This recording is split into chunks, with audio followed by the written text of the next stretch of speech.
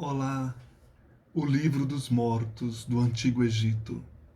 Continuando a falar desse livro maravilhoso, eu quero mostrar que ele tem, aqui nesta edição da Madras, 37 pranchas, mostrando assim os papiros, as imagens. Por exemplo, a prancha 1, né?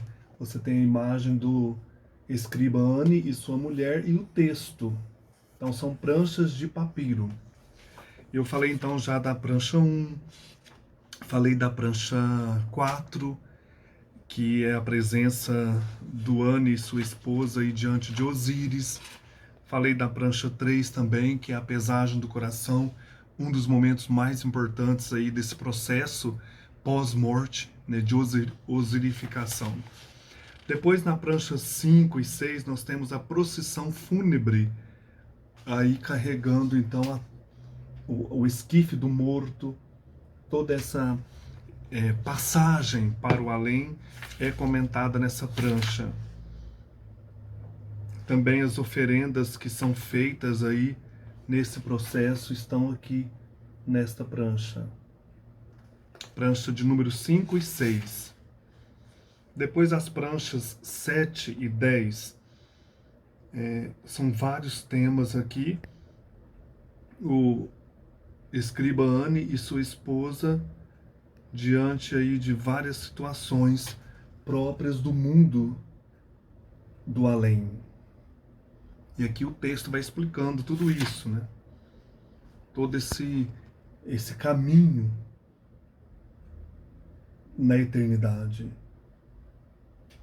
para chegar aí diante dos deuses. Prancha 9, vários deuses para receberem o escriba Ani e sua esposa Tutu. Prancha 10 também temos outros elementos aqui desta passagem, eles navegando aí no mundo dos mortos. É muito legal, tem muitas referências, muitos textos, né, importantes aí desse processo de estar diante dos deuses. Eu vou me deter um pouco agora nas pranchas 11 e 12, que são essas aqui. O Ani e sua mulher comparecem diante de várias portas, e em cada porta existe um Deus, e eles têm que entrar em contato com esse Deus e recitar alguma coisa diante desta porta. Então é muito legal isso, né? Esse passar frente a esses deuses e diante de cada um deles fazer uma oração. Por exemplo, a sétima porta, aqui, esse aqui, olha, ela é vigiada por 3 deuses. Então o texto vai falar quais são os deuses que estão ali e o que eles devem rezar.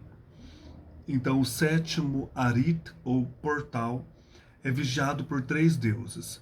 O primeiro com cabeça de lebre, o segundo com cabeça de leão e o terceiro com cabeça de homem. Eu vou bem perto da câmera para vocês observarem. Então o texto explica esses deuses. O primeiro e o segundo seguram uma faca e o terceiro uma espiga de milho. O sétimo Arit, o sétimo portão. O nome do guardião deste portão é Sekem Matenu Sem. O nome do vigia é Aamara Keru e o nome do arauto é Kesef Kemi. Então as pessoas que estão ali diante desse portão. Diz Osíris o escriba, Ani, quando chega a esse Arit.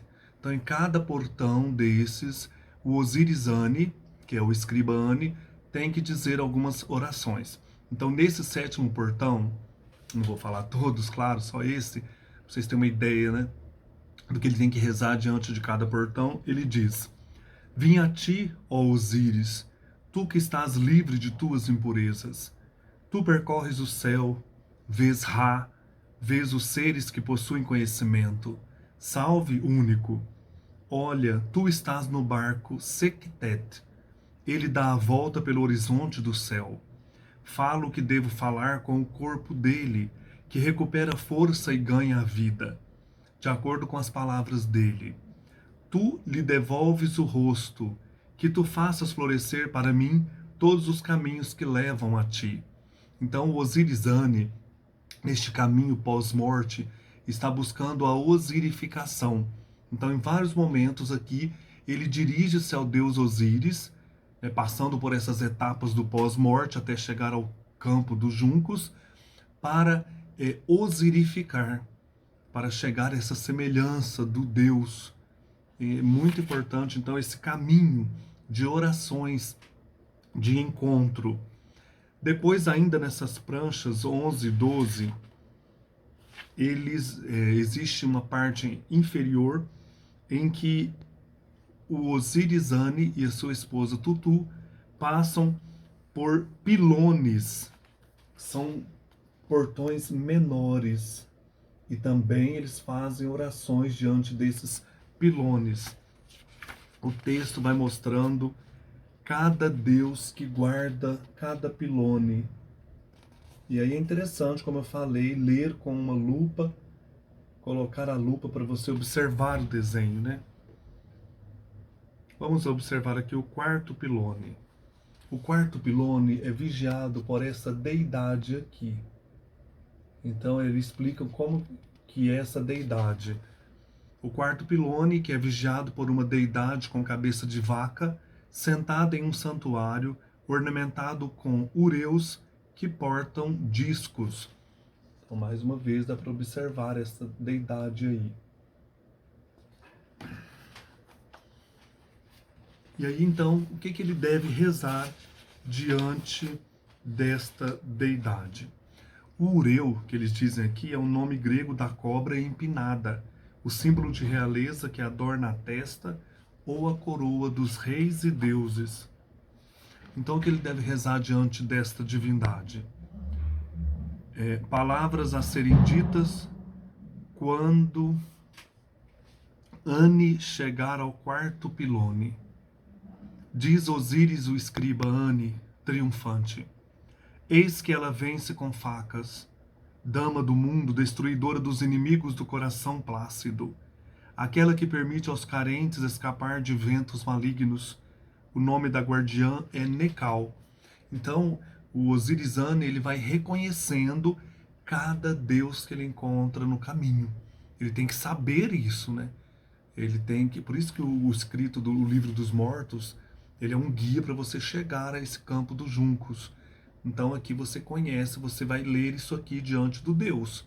Você vai reconhecer quem é aquele Deus para você poder passar esse pilone, esse portão. Depois a prancha 13, que eu achei muito legal. Essa prancha 13, gente, aqui diz que ela não está no papiro de Ani. Ela falta lá no papiro de Ani. E o editor aqui, o Wallace Buddet, ele vai pegar um outro papiro, que é o papiro de Nebseni. Nebseni, talvez uma outra pessoa desse mundo antigo, falecida, né? Então pegou o texto desse Nebseni para completar aí a prancha 13. E aqui são vários deuses, e eles vão explicando cada um desses deuses. Aqui a prancha completa, e aqui explica quais são os deuses em cada coluna aqui. Então o texto vai colocar, por exemplo, a coluna A. Vou mostrar essa coluna A. E aqui então está a coluna A, que é composta pelos deuses Tumu, Shu, Tefnut, Osíris e Tot. Depois a coluna B. A coluna B, e aí a coluna B aqui reproduzida também. E aí ele vai colocar aqui a coluna B. Aqui. Quais são os deuses? Os deuses Osíris, Ísis, Néfites e Horus, que são os mais conhecidos, né? Aqui. E aí eu vou ler essa explicação, só para vocês terem uma ideia do que está em cada uma dessas colunas explicadas aqui no livro. Os grandes governantes divinos em Tatu são Osíris, Ísis, Néfites e Horus, o vingador de seu pai. A noite em que se faz o tate para se colocar em tatu significa levantar o braço e o ombro de Osíris, senhor de Sequem, e esses deuses se posicionam atrás de Osíris para protegê-lo, como as bandagens que o cobrem. Aí vem a oração que o Osíris-Ane deve fazer. Salve Tote, que fez Osíris triunfar sobre seus inimigos. Torna Osíris-Ane também vitorioso contra seus inimigos na presença dos grandes governantes divinos, que se encontram em Sequem, no festival da noite das coisas da noite em Sequem. E aí, então, é esta oração que ele deve fazer diante desses deuses na prancha 13. Prancha 14 continua também uma série de colunas com deuses. Novamente, orações feitas diante desses deuses. E aí nós chegamos na prancha 15, que é um dos grandes momentos desse processo aí no mundo dos mortos, que é a abertura da boca. Eles vão colocar amuletos, né, fazer gestos aí, feitiçarias, para abrir a boca, os olhos, os ouvidos do morto. Então, os dois grandes momentos são a pesagem do coração, que está lá para trás. Se o coração for mais leve do que uma pena, o morto continua sua caminhada rumo ao campo dos juncos. E esse processo de abrir, então, os lábios, os olhos e os ouvidos do morto, principalmente a boca, né, para que ele possa cantar, recitar os hinos, fazer as orações no caminho aí para a eternidade. Então aqui nós temos o capítulo da boca de Osíris, da abertura da boca de Osíris-Ane, a ser dito então neste caminho. Vou ler um trecho aqui. A ser dito, que Pitá abra minha boca, e que o Deus de minha cidade remova as bandagens que a cobrem, e ainda que Tote, pleno e revestido de amuletos, venha e remova as bandagens de Set que seguram minha boca, e que o Deus Tumu as atire contra aqueles que quiserem me aprisionar e os afaste. Que minha boca seja aberta, solta por Shu com sua faca de ferro, com a qual ele abriu a boca dos deuses. Sou Seket e sento-me no grande lado oeste do céu. Sou a grande deusa Sá em meio às almas de Anu. Quanto a todos os amuletos e todas as palavras que possam ser proferidas contra mim, que os deuses os expulsem e que cada membro da assembleia dos deuses lhes mostre resistência. Então aqui nós temos vários momentos desta abertura da boca, né, aí feitos na múmia do Osíris-Ane, né? Essa abertura é muito interessante. Tem uma outra oração aqui, olha, o segundo momento, o escriba vestido de branco, com o coração na mão direita, dirigindo-se ao deus Anubis. Ele faz uma oração muito linda. Depois que abre a boca dele, ele faz essa oração com o coração nas mãos. Achei muito legal. Capítulo em que um coração é dado a Osíris-Ane no submundo. Ane diz: que este coração esteja comigo na morada dos corações, que meu coração esteja comigo e em mim permaneça. Ou não comerei dos bolos de Osíris no lado leste do Lago das Flores, tampouco terei um barco para descer o Nilo e outro para subir, nem poderei ir de barco até ti. Que minha boca me seja dada para que eu possa falar, e meus 2 pés para que possa caminhar, e minhas 2 mãos e braços para que derrube meu inimigo. Que as portas do céu sejam abertas para mim. Que Sebe, o príncipe dos deuses, escancare suas mandíbulas para mim. Que ele abra meus 2 olhos ainda cegos. Que me permita estender os pés ainda presos um ao outro. E que Anubis torne minhas pernas firmes para que eu me erga sobre elas. Que a deusa Seket me faça levantar para que eu suba ao céu. E que lá me seja permitido comandar na morada de Cá de Pitá. Conheço meu coração, adquiri o domínio de meu coração, adquiri o domínio de minhas 2 mãos e braços, adquiri o domínio de meus pés e obtive o poder de fazer tudo o que meu Cá desejar. Minha alma não será isolada de meu corpo nos portões do submundo, mas entrarei em paz e ressuscitarei em paz. Nossa, muito bonito, né? E aí tem vários capítulos explicando cada um dos momentos deste papiro, que é a prancha 15. Depois a prancha 16, também muito bonita, continua esta questão aí do coração. Ó, Anne em pé, com as duas mãos erguidas em oração, diante de 4 deuses sentados em um pedestal na forma de Maat. À frente dele está seu coração sobre um pedestal. É esse primeiro momento aqui, olha. O Maat é esse Deus, quer ver? Tem aqui, no Maat é o Deus aí da ordem cósmica, simbolizada pela pena na balança, contra a qual é pesado o coração do falecido na cena do julgamento aí no livro dos mortos. Então Maat é a ordem cósmica. Maat também é personificada como a deusa da harmonia e da justiça. Ela usa uma pena de avestruz no cabelo. Então o coração tem que pesar menos do que essa pena na cabeça da Maat, dessa ordem cósmica. Eu vou ler um trecho da oração que ele deve fazer nesse primeiro momento aqui da prancha 16. O capítulo em que o coração de um homem não é tirado dele no submundo. Diz Osiris-Ani: saudações a vós que levais os corações, saudações a vós que roubais corações. Assim o fizestes.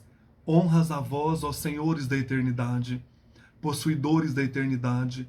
Não tomeis este coração de Osiris-Ani, este coração de Osíris, e não deixeis que palavras más sejam ditas contra ele, porque este coração de Osiris-Ani é o coração daquele que tem muitos nomes, o poderoso cujas palavras são seus membros, e que envia seu coração para habitar seu corpo. O coração de Osiris-Ani agrada os deuses, ele é vitorioso, obteve poder sobre o coração, não revelou o que a ele foi feito. Obteve poder sobre os próprios membros. Seu corpo lhe obedece, ele é seu senhor, pois o coração habita seu corpo e de lá jamais cairá. Eu, Osíris, o escriba Ani, vitorioso na paz e triunfante na beleza de Amenta e na montanha da eternidade, peço que me obedeças no submundo. Amenta, originalmente, então, é o local onde o sol se põe. O nome passou a ser aplicado a cemitérios e tumbas na margem oeste do Nilo. Então, o pôr do sol é como se após a morte você caminha para essa eternidade, né? O pôr do sol sempre chama a atenção. Então, ele vai para esse lugar belo, lá nos campos de juncos, lá tendo o sol se pondo. Olha que imagem bonita e poética. Depois também, ainda nessa prancha 16, nós temos o capítulo do sopro, da vida e do poder sobre a água no submundo. Mais adiante, o capítulo em que se respira o ar e que se obtém poder sobre as águas no submundo. O capítulo em que não há uma segunda morte no submundo. Muito bonito também. Tudo ilustrado na prancha e aqui em detalhes, e as orações que o escriba deve fazer. O capítulo da não corrupção no submundo. O capítulo em que não se morre, mas se ganha vida no submundo, a ressurreição. Nesse capítulo ele está diante de uma porta. O texto diz: uma porta, de um lado se posiciona a alma de Ani, que é um pássaro com cabeça humana, na forma de um falcão com cabeça humana, e do outro lado o pássaro, o Benu. O capítulo em que não se morre, mas se ganha vida no submundo. Diz Osiris-Ani: saudações, filhos de Shu. Saudações, filhos de Shu, filhos do local do amanhecer, aqueles que, como filhos da luz, conquistaram a posse de sua coroa, que eu ascenda e avance como Osíris. Nossa, é muito bonito. O capítulo em que não se entra na rocha. Então eu vou parar por aqui hoje, depois eu continuo mostrando para vocês as outras pranchas a partir da prancha 17. Livro maravilhoso, Livro dos Mortos do Antigo Egito. Um abraço, até mais.